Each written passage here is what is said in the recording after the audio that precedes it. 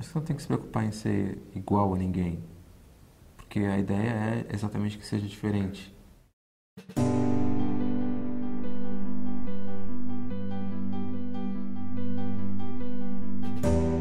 Todo mundo olha para o sexo oposto de uma forma diferente e de repente você se pega estranhando porque você olha para o sexo oposto e continua tudo igual e de repente você olha para o mesmo sexo e alguma coisa você sente que está diferente. É uma coisa muito difícil de entender.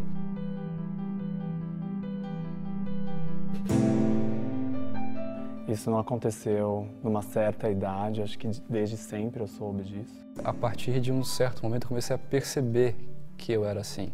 As lembranças que eu tenho de infância já começam com essa sensação. Mesmo antes de pintar qualquer tipo de atração sexual, eu já sentia que eu era diferente, eu já não entrava em brincadeira de luta, não jogava futebol, não era um menino dentro dos padrões. Então, assim, não jogava bola, mas jogava basquete. Então, o esporte era uma coisa resolvida. Então, acabava não transparecendo nada e nem para mim, principalmente. Eu brincava de boneca, tudo conforme tem que ser, mas as minhas Barbies ficavam uma com a outra e eu não gostava de brincar com o Ken, é verdade. Os homens sempre me chamaram a atenção desde pequeno, tipo Rocky Balboa. O filme do Rocky Balboa era uma coisa que sempre me fascinava, então brincava de boneca. Eu tinha atração por personagens de história em quadrinhos, por super-heróis, por heróis de televisão, esse tipo de personagem, mas eu não sabia exatamente o que era isso. A princípio eu sempre brinquei de boneca, sempre tive amiguinhas. Nunca me excluí assim por isso, né? Por me sentir diferente nesse quesito. Eu nunca tive problema em lidar com isso. Era uma sensação de estranheza, mas que não me causava um mal-estar. Desde que eu me conheço por gente, assim, eu sempre fui uma criança gay clichê, assim, né? Eu lembro, como criança, eu já pensava num modo assim, por que eu não poderia viver como mulher? Mesmo tendo nascido, digamos, menino. A minha percepção ela foi acontecendo quando eu comecei a observar o homem, quando eu sentia um pouco da sensualidade masculina.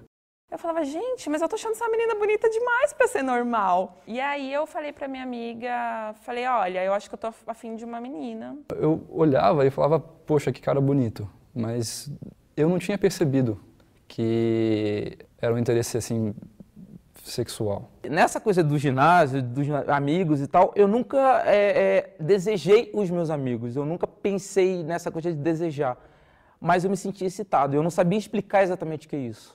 Eu estudava em colégio só de homem e aí eu comecei a achar graça nos garotos da minha classe. E aí eu comecei a ficar melhor amigo dos meninos, mesmo sem jogar futebol, mesmo sem ser o estereótipo deles ali. Eu queria seduzir aqueles caras. Eu queria, se o máximo que me era permitido era tê-los como amigo, então eu quero eles como amigos. Todos eles. Eu sempre pensei que o natural da vida seria crescer, casar e ter filhos. Só que não é bem assim que a coisa acontece. Quando eu comecei a perceber que eu não ia conseguir fugir, foi bem complicado porque aí de fato eu comecei a querer fugir. Se for isso mesmo que eu tô pensando, se eu realmente for gay, eu vou querer morrer com isso. Eu posso não ter namorada, mas eu também nunca vou ter namorado, eu nunca vou ficar com menino, eu nunca vou dar esse... Eu pensava assim, eu nunca vou dar esse desgosto pros meus pais, entendeu? Começou aí, tipo, a maior luta que eu já travei na minha vida contra alguma coisa, que era de não, eu não sou, eu não quero, se eu não quiser com muita força, não vai rolar. Eu tinha medo de ser julgada por Deus também, assim. E pela minha mãe, pelo meu pai e tal, acho que mais pela minha mãe. O ser homossexual é uma coisa que você é ensinado também desde criança de que é a pior coisa que pode te acontecer. Seus coleguinhas de sala, se eles têm que te xingar, a primeira coisa que eles te xingam é de viadinho, é de gayzinho, de qualquer coisa do tipo. Então você vai absorvendo aquilo ao longo dos anos e aquilo se torna a coisa mais absurdamente negativa que pode acontecer. De repente, quando você percebe que pode começar a acontecer, é um medo. Porque, né, a referência que eu tinha de gay não era o que eu sou hoje, que os meus amigos são hoje, o que eu enxergo como gays hoje em dia, assim. Era esse carro alegórico ainda. Eu não queria ser como tal pessoa, eu não queria agir de tal maneira, não queria ter esse trejeito ou ser desse jeito, mesmo sabendo o que eu era. Eu tinha algumas imagens de estereótipo muito fortes, eu tive algumas imagens muito fortes na minha infância, mas isso nunca demarcou para mim, ser gay é isso. Imagina em 1980 e alguma coisa, 88, sendo uma cidade de 25 mil habitantes, E você não tem nenhuma referência, nenhum amigo, fala, não, aquele cara ali ou aquela pessoa ali vai te, sabe, ela é parecida comigo. Essa falta de modelo, de referência acaba deixando a gente descrente. Eu custei acreditar muito tempo. Os estereótipos existem, claro, mas as pessoas são completamente diferentes. Eu tinha medo de me aproximar de alguma dessas pessoas. Eu odiava a Cássia Eller, porque ela, de certa forma, me lembrava as coisas que eu imaginava, entendeu? Então, tipo, era duro pra mim, entendeu? Também comecei a ter amigos gays e ver como eles estavam bem, como eles viviam bem. Assim, eu precisava ter um role model, eu precisava ter exemplos de gente que estava bem para poder saber, dá para ser. Se ele é gay, eu também posso ser, porque ele é igual a mim. Ele gosta das mesmas coisas, ele se veste como eu me visto, ele faz as mesmas coisas que eu faço, nós temos os mesmos amigos, então eu acho que é esse o caminho. Eu lembro de um momento de um cara virar para mim e falar, isso é uma fase, vai passar. E aquilo ser extremamente reconfortante para mim, né? Porque era alguém que estava me dando uma pista. Aí eu fui reparando o quanto isso era diferente quando eles começaram a me mostrar que era diferente. Quando os meninos começaram a mostrar que eu não era igual a eles e que isso incomodava a eles muito mais do que a mim. Mas eu já me achava tão não igual a eles em tantas coisas, gostar de menina era só uma delas. Todo dia eu chegava no meu colégio e eu sabia que eu ia passar por uma tortura psicológica. Todo dia. Eu chegava, as pessoas me olhavam, as pessoas falavam e faziam comentários e xingavam, não sei o quê, e eu todo dia tinha que passar por aquilo. Não tinha com quem conversar. Eu tive que passar muito tempo sozinho, fugia de muito bullying que acontecia pela escola. E para evitar constrangimento, não só para mim, mas para as outras pessoas que estivessem ao meu redor, eu também fugia. Eu ficava meio isolada, na verdade, né? Porque eu não fazia parte nem do grupo das meninas, porque eu não fazia as mesmas coisas que elas, e nem do grupo deles, porque eu não era um menino, na verdade. Sempre me vi como uma menina, desde criança. Mas eu percebi logo que não era bem assim que as coisas funcionavam. Eu tinha muito medo do que ia acontecer. Eu queria que alguém tivesse chegado naquele momento e me dito, tudo bem, André, vai dar certo, você pode escolher o que você quiser. Eu acho que não tem problema algum, você vive a tua vida diferente do modelo que teu pai implantou, enfim. Eu não queria esconder essa parte da minha vida de ninguém. Então achei melhor que contasse para todo mundo, começando pela minha família, por piores que fossem as consequências. Na verdade, eu demorei mais tempo do que eu gostaria para contar para os meus pais. Em função do ambiente, na verdade, eu tinha um medo muito grande da aceitação do meu pai, especificamente. Era meio personificado nele. Depois de muito tempo depois, eu fui descobrir o tanto que eu estava sendo injusto com ele. Porque quando ele descobriu, foi ok. Mas na época, o maior medo que eu tinha era o meu pai, eram os amigos do meu pai. Eu imaginava que eu teria grandíssimos problemas com minha família, que talvez deixassem de me amar. A minha mãe perguntou pra mim, e aí eu falei não, eu sou lésbica e tal, e aí ela foi um caos, assim. Bom, minha mãe ficou chorando durante uns 4 meses. Ela fazia qualquer coisa, ela olhava pra mim e ela chorava. Eu tinha que dizer para onde eu estava indo, com quem eu estava indo, que horas eu ia voltar. Passou a ter uma crise cada vez que eu saía de casa, porque eles sabiam que eu era gay. Você não é mais o mesmo, você mudou, quero ver seu boletim. Aí eu entendi que tudo aquilo que eu tinha construído até hoje não era mais nada.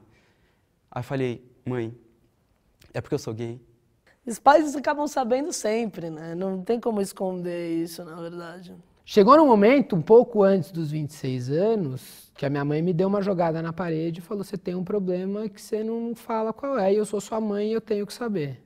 Por pura pressão, eu acabei contando. E um dia ela chegou para mim e falou, eu sinto que você tem alguma coisa para me dizer. Eu até sei o que é, mas eu acho importante que você diga com as suas palavras. Eu falei, meu, que mãe do caralho que eu tenho. Olha que mãe sensacional. Eu falei, pois é, mãe, eu sou gay. Ela, bum, quase desmaiou. Eu sempre ensaiei contar para minha mãe. Eu acho que em algum momento a gente tem que contar para os pais, mas esse timing, eu acho que cada um tem o seu.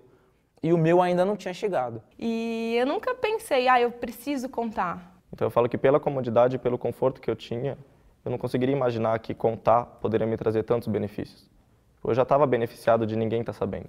E eu comecei a namorar, e namorei 1 ano com uma mulher, morei com ela, sei lá, 3, 4 meses, até que eu falei, olha mãe, tentei pela última vez, não é isso, eu vou viver minha vida do jeito que eu quero viver. O dia que eu falei para minha avó, que foi a primeira pessoa para quem eu contei, da minha família, que eu era gay e que eu já vivia com Elias, o maior medo dela era que eu fosse agredido na rua, que as pessoas me maltratassem de alguma maneira. Na verdade, eu nunca escondi da minha família. Eu penso que a partir do momento que eu escondo, eu também ajudo a criar o preconceito, porque eu trato como se não fosse normal o que eu estou passando. Eu falei pra ela um dia, né? Mãe, eu sou mulher. Ela perguntou se eu ia me prostituir, se eu ia fazer o que as travestis fazem. Até então eu não conseguia ter uma base para explicar para minha mãe a diferença, né? Que eu não era bem uma travesti, eu era uma transexual. Porque eu mesma não entendia. Então ela achou que de repente esse mundo tão diferente para eles fosse trazer esse tipo de coisa para mim. Drogas e baladas de noite, noite sem dormir, enfim. Eles acharam que de alguma forma fosse desandar na vida. Quando a minha mãe descobriu, quando o meu namorado ligou para minha mãe, ela me ligou e falou o seguinte: olha, eu já sabia, porque mãe não se engana. Conversei com seu pai, o seu pai disse que também já sabia, e ele disse o seguinte, que nada vai mudar, que a relação que a gente tem com você não vai mudar. E acho que é bem mãe, na verdade, assim, ela disse, a única quando eu falei, a resposta dela foi assim, minha única preocupação é sempre a educação, o trabalho, seja um homem honesto, se tu vai casar com um homem, com uma mulher daqui pra frente, é tu que decide, assim, tu que administra isso na tua vida. Continuo sendo a filha deles, continuo sendo uma pessoa que eles amam de paixão, que eles têm orgulho, que isso e aquilo outro, mas sou lésbica, só isso. Meu pai teve a melhor atitude que eu já recebi em toda a minha vida. Ele falou que me amava, que não precisava de nada disso. E até hoje ele não mudou nada, ele tem sido uma pessoa incrível. Eu acho que a partir do momento em que eu me entendi e que eu falei para as pessoas que estavam à minha volta, foi como se eu tirasse um peso das minhas costas. Eu já meio que vivia nessas sombras, tentando apaziguar a história da expectativa social e saindo com meninas. Eu falei, não quero mais isso. Agora eu realmente descobri. Antes eu podia me esconder atrás da dúvida que eu tinha. Agora, ao momento que eu falei, não tenho mais dúvida, eu preciso contar para todo mundo e tirar isso. Falei, vou parar com isso, né? Eu sou viado, sou gay, não sou bissexual, legal, mulher, gosto, não estou fechado a uma mulher, mas prefiro homem. Quando eu finalmente resolvi encarar isso, quando eu comecei a me relacionar, comecei a me assumir e contei pra minha mãe, depois de um tempo ela foi percebendo que finalmente eu estava sendo feliz do jeito que eu deveria ter sido aquele tempo todo na escola, entendeu? Que eu finalmente estava começando a encarar as coisas de frente. Se alguém falar, como chama a sua namorada, eu vou falar Gabriel. Relacionamentos é uma coisa que a gente vai construindo e vai entendendo, porque assim, sou gay, minha família sabe, meus amigos sabem, mas tipo, que raio é viver com outro homem dentro de casa, assim. Eu tenho um relacionamento há 11 anos, completando 12 anos de setembro agora, de 2011. Todos os nossos amigos, nossos clientes e familiares sabem a respeito do relacionamento. A minha vida é completamente normal, eu trabalho, ele trabalha, as pessoas que nos conhecem, o zelador do prédio, todo mundo conhece a gente, é uma vida normal, como um casal hétero. Não tem grandes alterações. Vai fazer 5 anos em fevereiro que nós estamos juntos. A gente tem uma parceria, uma cumplicidade, um compra a ideia do outro. Mas eu acho que a gente é bem padrão. A gente está sempre juntos, somos um casal moderno, mas nada de diferente. Inclusive, até eu me espanto, né? Eu sempre tinha um pouco de medo que esse relacionamento eu nunca teria, e ele existe. Agora, de resto, não acho que a gente tenha uma sensibilidade mais refinada, acho tudo bobagem, acho que é tudo igual, somos todos iguais. Eu acho que a gente carrega um pouquinho mais de peso por essa parte de ser gay. Não pode ter a culpa e o peso de que eu sou gay e que isso vai ser um problema. Não enfrenta como problema, sabe? Enfrenta mesmo como uma... Não enfrenta, na verdade é uma coisa natural e acabou, assim. E que nada é realmente tão ruim quanto você imagina, quanto você pinta na sua cabeça que pode ser. Você vai ter problemas, a pessoa vai passar por grandes dificuldades, mas você sempre pinta um cenário muito pior do que realmente as coisas acontecem. Pode parecer difícil, pode parecer impossível, mas tem uma saída. Sempre tem uma saída. Ela pode demorar, ela pode vir muito rápido, você vai ter que enfrentar o mundo. Não ter vergonha de ser quem você é muda tudo na sua vida. E quando você abre o jogo, quando você passa a ser você mesmo, a vida fica muito melhor. preciso fazer para minha vida para me sentir melhor? E é isso que eu faço. Porque eu me aceito do jeito que eu sou gay e não tenho vergonha de falar, então não tem problema pra mim. Hoje eu sei o que dizer, eu sei como me comportar e hoje eu sei que me faz bem e que eu sou completamente feliz assim, que não é problema nenhum. E o problema na verdade estava com eles, de não entender que eu não era como eles gostariam que eu fosse. E eu acho isso terrível, sabe? Porque a gente acaba virando o gay. Então, assim, tadinho, tipo, a mãe não gosta, tadinho, tem problema com a família, tadinho. E não é isso, sabe? Tipo, eu tenho minha vida, eu tenho meus problemas, eu tenho meu trabalho, eu tenho minha casa, eu tenho que pagar aluguel, eu tenho que, sabe? Talvez ser gay hoje em dia seja o menor problema que eu tenho, assim. E aí é engraçado, porque depois que você se assume para você mesmo, tudo fica mais fácil. Você se assume para qualquer um. Você se assume no trabalho, na escola, na família. Se alguém não gostar, problema dele, porque o mais importante você já fez. Sabe, não é bom nem melhor, nem pior do que ser moreno, ter cabelo liso, ter cabelo encaracolado. É uma característica, é só isso. Depois de você passar por esse período de dificuldade, de não saber o que fazer, é olhar para trás e ver que valeu a pena. Eu não sabia aonde eu não conseguia atingir tal felicidade, assim. E aí eu descobri quando eu comecei a ficar com mulheres. As coisas sendo mais difundidas e mais claras e tendo exemplos positivos, quem discrimina ou quem tem algum preconceito, começa a olhar de outra maneira. Saiba quem são as pessoas que estão do seu lado, não subestime o amor das pessoas por você, sabe? Se você hoje é incapaz de se amar, olha em volta e vê tanta gente que te ama e que quer que você seja feliz. Eu escolhi uma maneira de viver que não incomoda a ninguém. Se as pessoas olham pra mim e se incomodam com o jeito que eu andando na rua de mão dada, ou porque se eu tenho um trejeito afeminado ou não, eu gostaria que elas viessem me falar, porque eu adoraria bater um papo a respeito do que eu acho que é uma boa vida. A gente deve se preocupar muito mais em fazer o bem para a humanidade e estar feliz e ajudar o próximo do que tentar fazer um esforço de coesão para que todo mundo siga preceitos religiosos ou sociais ou alguma coisa estabelecida.